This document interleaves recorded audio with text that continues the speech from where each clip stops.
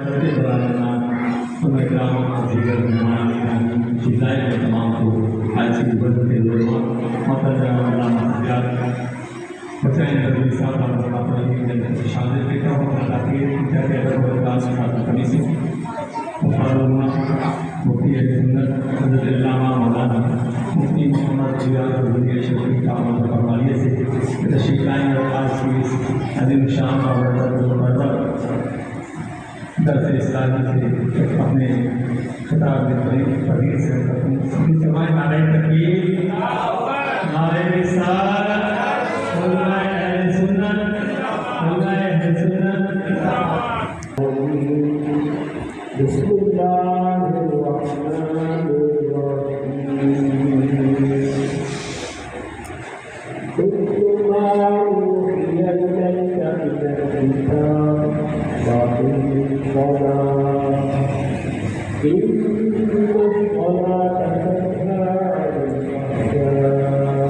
عن الفحشاء والمنكر ولذكر الله أكبر والله يعلم ما تصنعون آمنوا بالله صدق الله العظيم وصدق رسوله النبي الكريم إن الله وملائكته يصلون على النبي يا أيها الذين آمنوا صلوا عليه وسلموا تسليما صلى الله عليه وآله صلى الله عليه وسلم صلاة وسلام عليك يا سيدي يا رحمة للعالمين وعلى آلك وأصحابك يا سيدي يا خاتم النبيين محمد سيد الكونين والثقلين والفريقين والعالمين هو الحبيب الذي ترجى شفاعته لكل هول من الأهوال المقاطعين يا أكرم الخلق العليم من ألوذ به سواك عند مولاي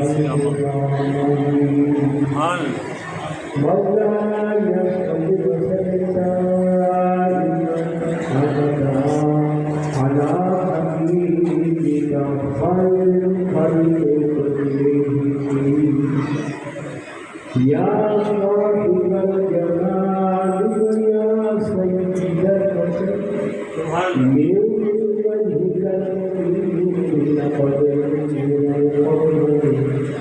لا يمكن الثناء كان حقا بعد الصلاة بلغ الله بكماله كشف الحجاب بجماله حسنت جميع خصاله صلوا عليه وآله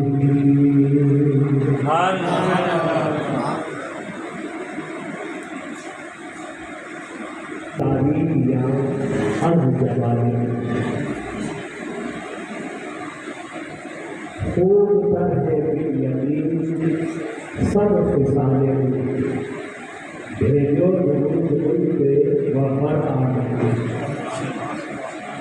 حمد و صلاۃ کے بعد آ جائے الحمدللہ آج اس دینی مدرسہ میں ماہانہ इस्लामी दर्स का आगाज किया जा रहा है। इसी सिलसिले की ये पहली कड़ी है। जरूरत इस बात की है कि ये दीनी मदरसा, इसे दो चीज़ों की जरूरत है। एक है बच्चा और एक है चंदा। आहले मोहल्ला से चंदा की कोई हाजत और जरूरत नहीं, क्योंकि हाजियत रहीम साहिब और उनके भतीजे हाजियत नसीर और हाजियत काबिल वो चंदे की कमी को पूरा कर रहे हैं। हालांकि हर दीनी इदारे को बच्चे की भी ज़रूरत होती है और चंदे की भी ज़रूरत होती है, लेकिन ये किताबुल्लाह है, ये अल्लाह का कलाम है, ये असलुल उसूल है, ये हिदायत की किताब है, ये ज़ाब्ता-ए हयात है। इसी को पढ़ना बाइसे अजर सवाब है और इसको समझना नूर लगा नूर है और इस पर अमल करना ये बाइसे मग़फ़िरत नजात है। लेकिन इतनी लापरवाही, आपसे कुछ दुनिया का माल भी तलब नहीं किया जाता है, फिर भी आप लोगों को कोई एहसास नहीं। अपने बच्चों को इस इदारे में पढ़ने के लिए नहीं देते और पढ़ाया की किताब की तिलावत करेगा, ना किसी शामियानी की जरूरत है, ना कन्नात की हाजत है, ना किसी नजर रियाज की जरूरत है, ना कोई पकाने की जरूरत है, ना खाना बनाने की हाजत है। वो कुरान जमीन के ऊपर पड़ता रहेगा, आपको जमीन के अंदर सफा मिलता है, क्योंकि आप जरिया बने हैं उनको तालीम कुरान दिलाने का। ये कितनी आसान चीज़ है और कितनी आसान बात है। लिहाजा मैंने मुनासिब समझा कि इसी से मुताबिक कुछ बातें आपके दोस्तदार कुरान और हदीस की रोशनी में कर अल्लाह ताला के हक को कहने की और हम सब को हक सुनकर समझने की, अमल करने की तौफीक रखने की नाज़िल। ये कुरान असलुल उसूल है और ये वो मुक़द्दस किताब है जो सबसे ज़्यादा इस कायनात में पढ़ी जाती है। इस कायनात में इस मुक़द्दस किताब कुरान हकीम के अलावा कोई किताब नहीं है जो इससे ज़्यादा पढ़ी जाती है। जब ये ज़्यादा पढ़ी जाती है तो यही वो किताब है जो सबसे ज़्यादा छपती है। इसके मुकाबले में कोई किताब नहीं है जो ज़्यादा इससे छपती है। और ये वो मुक़द्दस किताब है कि इसे हम एक बार पढ़ते हैं, दो बार पढ़ते हैं, 6 बार पढ़ते हैं, बार बार पढ़ते हैं, फिर कुछ पता नहीं। लेकिन इसके मुकाबले में दूसरी किताब कितनी ही अच्छी क्यों ना हो, आज एक बार पढ़ेगा, 2 बार पढ़ेगा, 3 बार पढ़ेगा तो उठाकर रख देगा। लेकिन ये ऐसी किताब है कि एक मौजूद मुस्लिम इसे बार बार पढ़ता है, बार बार इसे सुनता है, लेकिन وہ اکتاتا نہیں ہے، اسے ہر مرتبہ پڑھنے اور سننے پر سرور اور لذت حاصل ہوتی ہے، اور اس کے ساتھ ساتھ اجر و ثواب کا ذخیرہ بھی اکٹھا ہوتا ہے۔ تو لہذا ہمیں اس کی قدر کرنی ہے، اور قدر کیا ہے؟ قدر یہ ہے کہ ہمیں اسے پڑھنا ہے اور صحیح پڑھنا ہے، اور اگر ہم اسے سمجھ نہیں سکتے تو جو سمجھے ہوئے ہیں اس سے سمجھنا ہے، وہ علماء اسلام ہے، کیونکہ بغیر سمجھے عمل ہو نہیں سکتا، عمل کے لیے سمجھنا ضروری ہے۔ لہذا وہ صورتیں ہیں جو خود سمجھے ہوئے ہیں وہ علماء اسلام ہیں، وہ اس پر عمل کرتے ہیں، اور ایک وہ ہے جو عام مسلمین ہیں تو وہ عربی سمجھتے نہیں ہیں، تو وہ ان سے اپنا تعلق جوڑ لیں جو سمجھے ہوئے ہیں، یعنی وہ علماء اسلام کے ساتھ وابستہ ہو جائیں اور سمجھیں، کیونکہ عمل سے کوئی مستثنا نہیں ہے۔ ایک عالم ہے اس کو بھی عمل کرنا ہے، ایک غیر عالم ہے اس کو بھی عمل کرنا ہے، عمل سے کوئی مستثنا نہیں۔ ایسا ہرگز نہیں ہے کہ عالم پر لازم ہو کے وہ سچ بولے، اور جو غیر عالم ہے اس کو اجازت ہے سچ بولے یا نہ بولے، ایسا کبھی بھی نہیں ہو سکتا۔ جو عالم ہے اس پر بھی سچ بولنا لازم ہے، جو غیر عالم ہے اس پر بھی سچ بولنا لازم ہے۔ اسی طرح سے جس طرح عالم کے لیے جھوٹ سے بچنا ضروری ہے، غیر عالم کے لیے بھی جھوٹ سے بچنا ضروری ہے۔ ایسا نہیں ہے کہ عالم جھوٹ سے بچے اور جو غیر عالم اس کو اجازت ہے دنیا بھر کا جھوٹ بولتا ہے، ایسا ہرگز نہیں۔ تو یہ سینکڑوں مثالیں، ہزاروں مثالیں اس کے بن سکتی ہیں، اور سمجھنے کے لیے ایک ہی مثال کافی ہے، دو مثال کافی ہے۔ تو آپ نے جان لیا کہ عمل کرنے کے لیے سمجھنا ضروری ہے، اور عمل سے کوئی مستثنا نہیں ہے، جو بھی مسلمان ہے مومن ہے اس کے لیے عمل کرنا لازم اور ضروری ہے۔ تو لہذا ہم اس آیت کریمہ پر غور کرتے ہیں جو میں نے خطبہ میں تلاوت کی ہے۔ جب 21واں پارہ آپ شروع کریں گے تو یہ آیت کریمہ آپ کو نظر آ جائے گی۔ اللہ رب العزت نے ارشاد فرمایا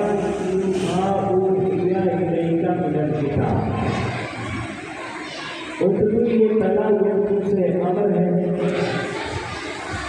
ترجمہ اس کا یہ ہے کہ محبوب آپ تلاوت کیجیے ماں اوحی الیک، جو وحی کی گئی آپ کی طرف، من کتاب یعنی کتاب، یہ جو ماں ہے رسولہ یہ اس کا بیان ہے، یہ ایک بیان ہے۔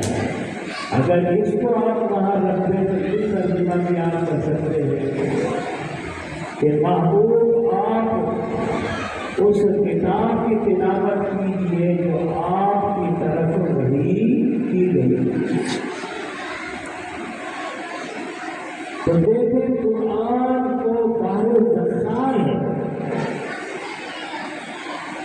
جس کا کوئی کنارہ نہیں، کیونکہ یہ اللہ کا کلام ہے اور اللہ کا کلام اس کی صفت ہے۔ جس طرح اس کی بات لامحدود ہے اسی طرح اس کی صفات بھی لامحدود ہے۔ تو قرآن پاک یہ وہ بحر دستار ہے جس کا کوئی کنارہ نہیں ہے۔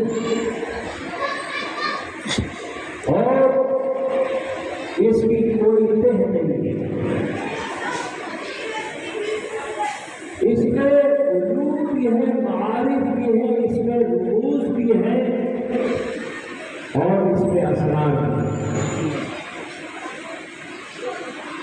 جو بھی اس میں ہوتا زن ہوتا ہے وہ نایاب جواہر نکال کر لاتا ہے اور امت مسلمہ کے سامنے پیش کرتا ہے، جو نہ کبھی ختم ہوئے ہیں نہ ہوں گے۔ تو لہذا اس کی تلاوت کرنے کا حکم اللہ تعالیٰ نے اپنے حبیب صلی اللہ علیہ وسلم کو دیا۔ اس ایک آیت کریمہ میں مرکزی عنوانات اور مضامین کو 5 آپ سمجھ سکتے ہیں۔ ایک ہے تلاوت قرآن، اتلو ما اوحی الیک من الکتاب، اس کو آپ موضوع بنا سکتے ہیں، عنوان بنا سکتے ہیں، تلاوت قرآن۔ پھر آگے ہے واقعی الصلاۃ، اور نماز قائم کیجیے تو اقامت نماز کے دوسرا معنی بن جائے گا۔ پھر آگے فرمایا ان الصلاۃ تنہی عن الفحشاء والمنکر، بے شک نماز بے حیائی برائی سے روکتی ہے، یعنی نماز ذریعہ بنتی ہے بے حیائی اور برائی سے روکنے کا۔ تو یہ فضیلت نماز ہے، یہ دوسرا لفظ ہوگا۔ وَلَذِكْرُ اللَّهِ أَكْبَرُ، اور ضرور اللہ کا ذکر سب سے بڑا ہے۔ تو یہ ذکر الہی چوتھا موضوع ہو گیا۔ وَاللَّهُ يَعْلَمُ مَا تَصْنَعُونَ، اور اللہ جانتا ہے جو تم کرتے ہو۔ تو یہ ذکر الہی 5واں موضوع ہے۔ یہ تو مرکزی موضوعات ہیں، لیکن جس کو اللہ تعالیٰ نے وافر علم عطا فرمایا ہے تو وہ ان 5 موضوعات سے 50 موضوعات پر بات کر سکتا ہے، اور جس کو اللہ تعالیٰ نے علم لدنی عطا فرمایا ہے تو علم لدنی رکھنے والا وہ 500 عنوانات پر اس پر گفتگو کر سکتا ہے، اس میں کوئی شک بات نہیں۔ تو بہرحال ہم یہاں پر فی الوقت تلاوت قرآن سے متعلق کچھ باتیں سنیں گے اور سنائیں گے۔ سب سے پہلی بات یہ ہے کہ تلاوت قرآن کا حکم کس نے دیا ہے؟ اللہ تعالیٰ نے دیا ہے۔ کس کو دیا ہے؟ رسول اللہ صلی اللہ علیہ وسلم کو دیا ہے۔ آپ صلی اللہ علیہ وسلم کی مدحت اگر مختصر بیان کی جائے تو یوں کی جا سکتی ہے کہ آپ جیسا نہ کوئی ہوا نہ ہے نہ ہوگا۔ تو اس شخصیت کو، اس ذات مقدسہ کو اللہ رب العزت جو وحدہ لا شریک ہے، نہ کوئی اس کی ذات میں شریک ہے، نہ صفات میں شریک ہے، نہ افعال میں شریک ہے، نہ احکام میں شریک ہے، نہ اسماء میں شریک ہے، وہ حکم دے رہا ہے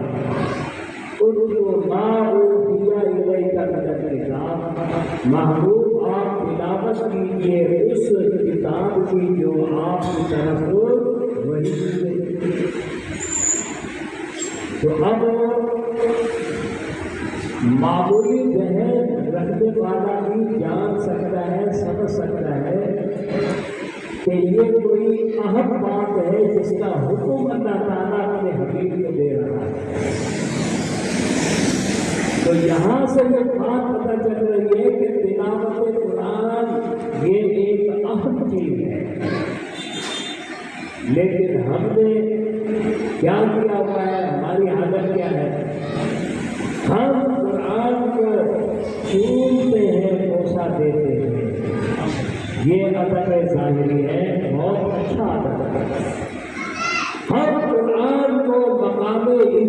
عزت رکھتے ہیں، اور اللہ کا کلام اسی لائق ہے کہ اسے مقام عزت پر رکھا جائے۔ بہت اچھی بات ہے۔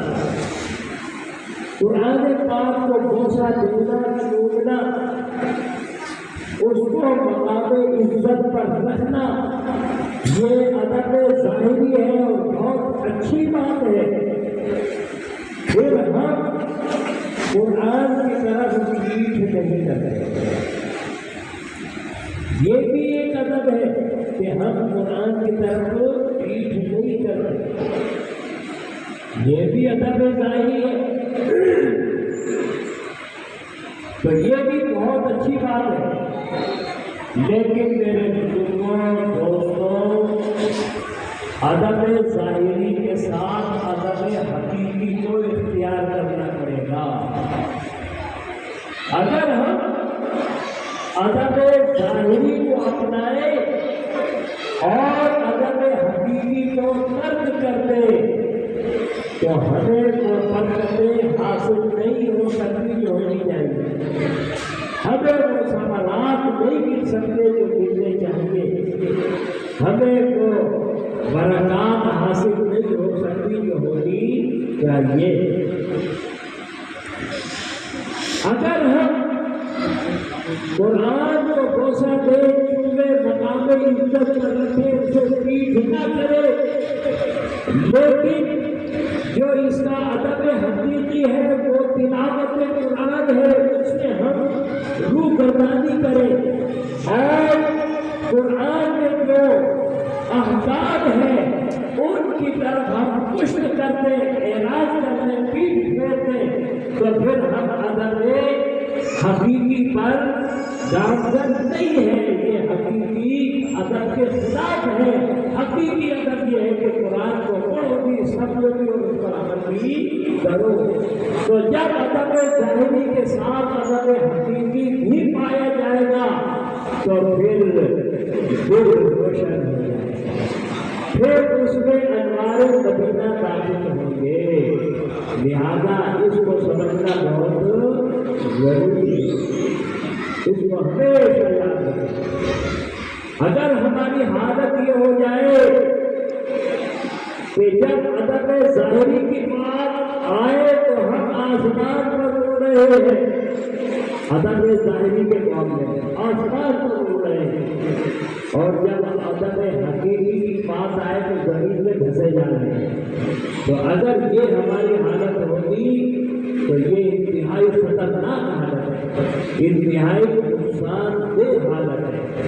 لہذا ہمارے کو خاص خیال رکھنا بہت ضروری ہے۔ ادب ظاہری سے علماء اہل سنت نے کبھی منع نہیں کیا، کبھی یہ نہیں سنا ہوگا انہوں نے کہا کہ قرآن کو بوسہ مت دو، کبھی آپ نے نہیں سنا ہوگا کہ قرآن کو مقام عزت پر مت رکھو، کبھی آپ نے نہیں سنا ہوگا کہ قرآن کو پیٹھ نہ دو، پیٹھ دو، ایسا نہیں سنا ہوگا۔ تو لہٰذا یہ علماء اہل سنت بیان کرتے ہیں کہ اس کو بوسہ بھی دو، اس کو مقام عزت پر بھی رکھو اور اسے پیٹھ بھی نہ دو، لیکن ادب حقیقی یہ ہے کہ اسے کھولو، اسے پڑھو، اس کو سمجھو، نہیں سمجھ میں آتا تو جو سمجھے ہوئے ان سے سمجھو، ان کے تراجم موجود ہے، ہمارے علماء اہل سنت کے تراجم موجود ہے، تفاسیر موجود ہے، مختصر کی مکمل کی وہ پڑھے اور اس پر عمل کرنے کی پوری کوشش کرے۔ یہ وہ اللہ کی کتاب ہے جس میں کوئی شک نہیں، شک کی کوئی گنجائش ہی نہیں ہے، یہ جیسی نازل ہوئی ویسی آج تک ہمارے پاس موجود ہے، اس میں کوئی ایسی بات نہیں ہے